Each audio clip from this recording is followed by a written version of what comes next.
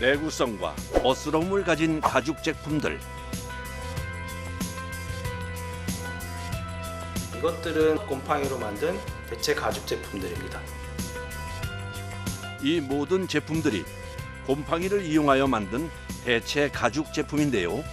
신발, 다이어리, 명함, 지갑 등 곰팡이로 이런 걸 만들었다는 게 믿어지시나요? 인장 강도나 이런 땡김 같은 경우에도 소가죽하고 별 다름이 없어서 이런 순수 원료를 기반으로 저희가 후 가공을 통해서 이런 제품들을 뽑아냅니다. 얼핏 보기에는 일반 가죽과 다를 바가 없는 모습. 큰 장점도 있다는데요. 기존 동물 가죽들을 만들어낼 때 오폐수나 오염물도 굉장히 심하고요. 그리고 소가죽 같은 경우에는 소가 내뿜는 메탄가스가 굉장히 심한데 그런 것들이 없기 때문에 버섯 가죽 같은 경우에는 되게 친환경적으로 만들 수도 있고요.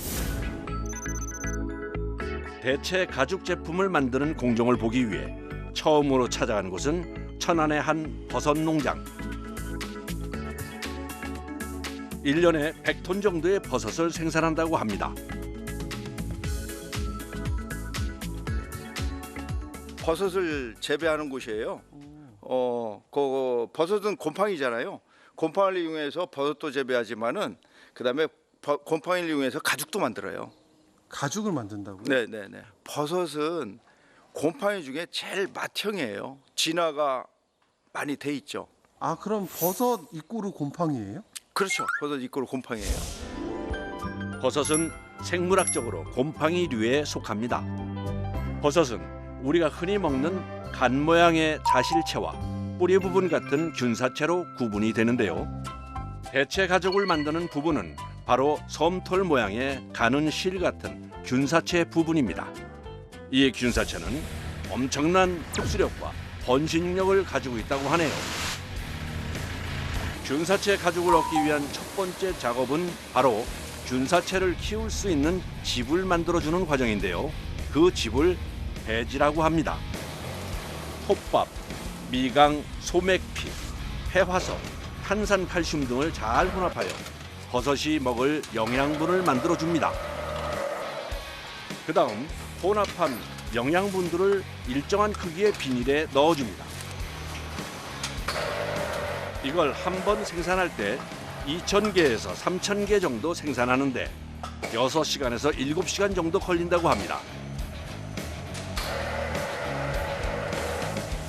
작업이 다 된 배지는 멸균실로 이동해 주는데요. 수박 속에는 여러 가지 균들이 많아요. 세균과 곰팡이 이런 것들이 많아서 멸균해야만이 이제 버섯 곰팡이만 잘 키울 수가 있게 되죠. 버섯은 산소와 습도, 온도에 민감하기 때문에 계속 관리해야 하는 어려움이 있다고 하네요. 105도에서 한 8시간에서 10시간 정도 합니다. 멸균이 진행되는 동안 균사체 가죽을 만들기 위한 곰팡이 배양을 해야 하는데요. 수많은 종류의 버섯 중 가죽을 만드는 버섯 종류는 따로 있다고 합니다. 가죽을 만드는 버섯류는 이렇게 연기버섯이 있어요. 상황버섯이나 아니면 이제 말굽버섯이나 그러니까 딱딱한 버섯들 있죠. 그런 버섯을 가지고 이제 가죽을 만드는 거죠. 부드러운 버섯은 조직감이 치밀하지 않기 때문에 이게 찢어지고 견고하지 않아서 본격적인 배양 작업의 시작입니다. 영지버섯의 곰팡이균을 추출할 때는 신중해야 하는데요. 다른 곰팡이류가 들어가지 않게 불로 멸균 작업은 필수입니다. 다른 곰팡이가 들어가면 균사체 가죽의 질이 떨어진다고 하네요. 인큐베이터에다가 24도로 맞춰져 있는 인큐베이터에다가 배양을 하면 됩니다. 한 2주 정도 되면 이렇게 많이 뭉치게 됩니다. 균사체가. 이 균사체에 대량의 물을 투입하여 한 달 정도 더 배양을 한다고 합니다. 균사체의 양을 늘리는 방법이라고 하네요. 이제 마지막으로 배지에 균사체를 접종하는 작업입니다.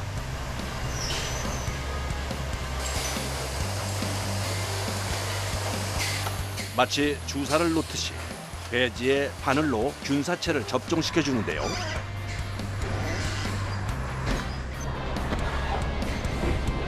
사람에 대한 오염을 최대한 줄이기 위해 직접 개발한 기계라고 하네요.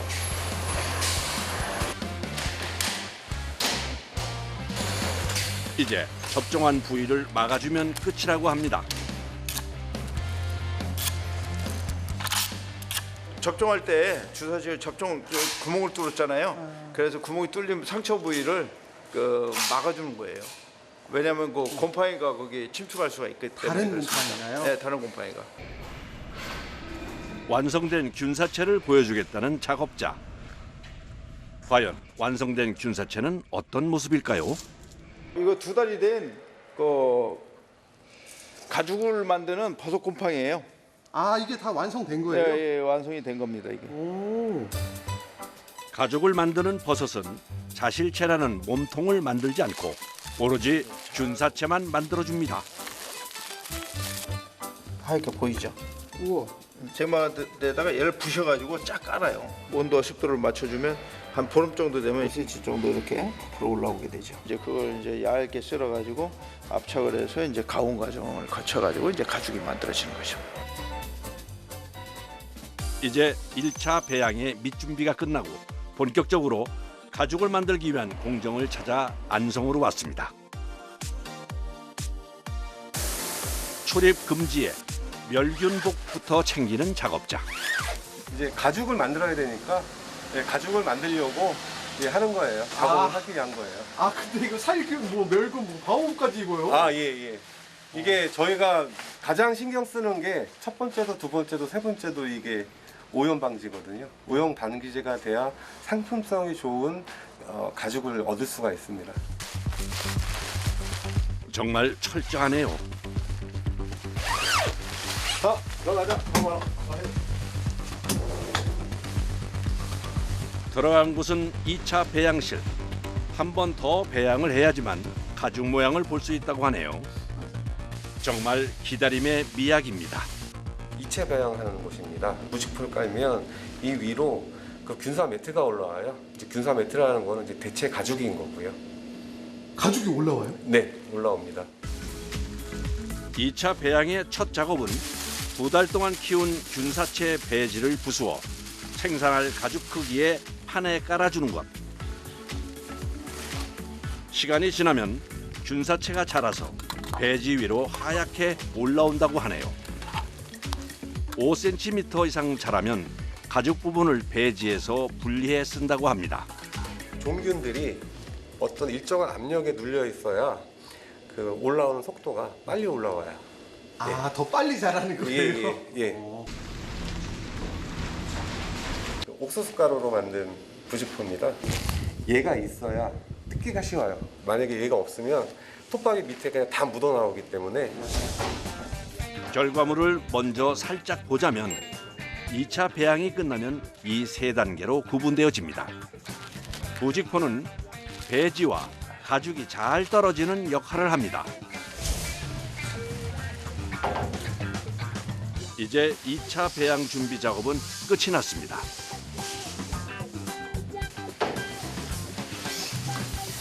가죽이 지금 이거 넓이만큼 나오는 거예요? 네. 이게 45cm에 85cm인데 45에 85cm인데 정확하게 이 사이즈로 나옵니다. 제가 이렇게 붙여서 종균을 이제 저희가 균사 매트를 키우면 얘네들이 같이 올라와서 붙어버려요. 접착이 돼요. 그럼 더 긴 매트가 되겠네요? 그렇죠. 그러니까 뭐 10m든 20m든 만들 수 있는 거죠. 원단의 길이를 자유롭게 생산해낼 수 있는 것도 균사체 가죽의 큰 장점이라고 할 수 있네요. 21일 정도, 한 3주 정도면 배양은 다 끝납니다. 아, 3주는 또 기다려야 되는 거예요? 예, 맞습니다. 바로 올라오는 건 아니고요. 네.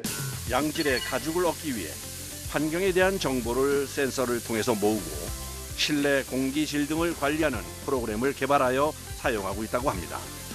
아, 덥지 않냐? 그러니까 여기 들어가기 전에 시작해서 다시 나올 때까지 저희 계속 이제 그 멸균, 살균, 그 다음에 오염되지 않은 오염 방지를 계속 하고 있거든요. 그 부분이 제일 힘들어요. 뽀얗게 올라오는 균사체들. 과연 가죽 형태로 잘 나올 수 있을까요? 3주의 시간이 흘렀습니다. 잘 됐을 거예요. 믿고 한번 들어가 보시죠. 긴장되는 마음으로 작업물을 확인해 보는데 빵처럼 잘 부풀어 올라와 있습니다. 잘 나왔죠? 흑색이었던 톱밥도 어느새 하얗게 변했네요. 틀에서 떼어내는 작업도 가죽이 손상되지 않게 신중에 신중을 기합니다. 마치 고무 매트 같은 모습이네요. 여기가 이제 배지고요. 저번에 입상했던 배지고 요 안에 부직포고 여기서부터 여기까지가 균산 매트예요. 15mm 정도. 아, 15mm 정도요? 가죽의 두께가 꽤 두꺼운데요. 이대로는 쓸 수 없고 후 가공을 거쳐 압착을 한 후에 쓸 수 있다고 하네요. 이제 배지에서 가죽을 떼어내기 위한 작업을 해야 합니다. 날카로운 칼날로 조심스럽게 연결 부위를 잘라내 주는데요. 앞으로 나누세요. 아직도 톱밥의 흔적이 남아있네요. 이제 기다리고 기다리던 가죽을 떼어내는 작업이 시작됩니다. 주름이 거의 안 갔어. 주름이 안 가네. 됐어. 우와. 떼어낸 모양새가 진짜 가죽과 별반 다르지 않네요. 또 가죽 부분만이 아니라 배지 부분도 다시 사용한다고 하는데요. 그리고 얘는 또 두세 차례를 더 씁니다. 더 길러 또 아까 그쪽에다가 떠놓으면 다시 또 올라와요. 이렇게 천연 난연성 있는 소재로 예를 들면 이제 방음 소재, 디피저, 흡음재 이런 쪽으로 쓰면 아주 성능이 좋게 나옵니다. 버리는 게 없네요. 없어요. 균사체 가죽은 건조하면 부서지는 성질이 있어서 연하게 만드는 과정이 필요합니다. 얘가 이제 건조가 되면 플라스틱처럼 이렇게 뚝뚝 부러져요, 그냥. 그래서 이게 부러지면 안 되잖아요, 가죽인데. 유연도 해야 되고, 그 다음에 이제 늘어나기도 해야 되고, 또 어떤 이제 그 인장력도 있어야 되는데, 그런 거를 하기 위해서 이제 가소를 하는 거예요. 이렇게 담궈서 3시간에서 5시간 정도를 담궈 놔야 돼요. 특제 용액에 담그는 시간은 정해져 있지만 사람이 직접 눈으로 확인하면서 그 시간을 조절해야 하는 예민한 작업이라고 합니다. 이제 드디어 마지막 작업입니다. 균사체 가죽을 프레스 기계에 넣고 120에서 150도 열을 가하여 유압으로 눌러서 가죽처럼 만듭니다. 눌러주는 이유는 균사체 가죽이 15mm 정도로 두껍기 때문입니다. 두께는 사용처마다 다르지만 가죽옷은 0.5에서 0.8mm, 핸드백 등 가방용은 0.8에서 1.2mm 정도로 만들어줍니다. 와, 진짜 가죽과 다를 바가 없네요. 접히기도 하고 제가 막 이렇게 접어도 되고 이렇게 꾸겨도 되고요. 예. 그다음에 이게 다시 제가 구겼을 때 이렇게 구겼을 때 다시 이게 회복이 돼야 되잖아요, 가죽이면. 기후 환경에 뭐 일조한다는 그런 느낌도 있고 지금 탄소 저감에 들어선 세대인데 거기에 일조한다는데 보람 느끼고 있어요.